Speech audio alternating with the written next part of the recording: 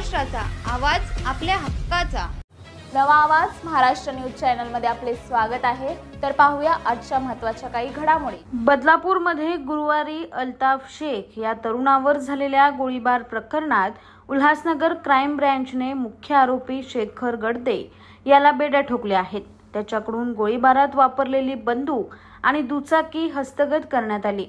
बदलापूर गावात आमदार किसन कथोरे यांच्या घराबाहेरील रस्त्यावर गुरुवारी दुपारी हा गोळीबार झाला होता. यावेळी विवेक नायडू या एका आरोपीला नागरिकांनी पकडलं होतं, तर शेखर गडदे, उदय झुटे, सोहम आणि अन्य दोघे फरार झाले होते. यातील प्रमुख आरोपी शेखर गडदे उल्हासनगरला येणार असल्याची माहिती क्राईम ब्रँचला मिळाली होती.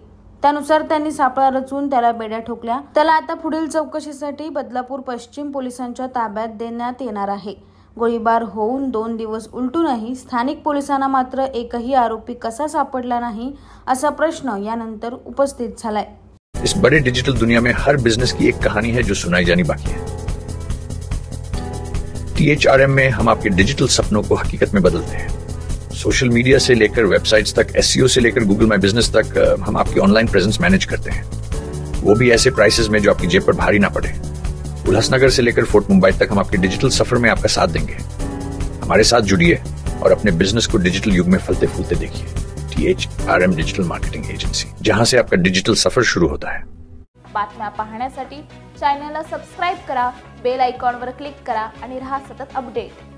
तुमच्या परिसरातील काही घडामोडी किंवा समस्या असतील तर आमच्या वृत्तवाहिनीला संपर्क करा आणि तसेच सतत अपडेट राहण्यासाठी आमच्या वृत्तवाहिनीला सबस्क्राइब करा आणि बेल आयकॉन दाबायला विसरू नका.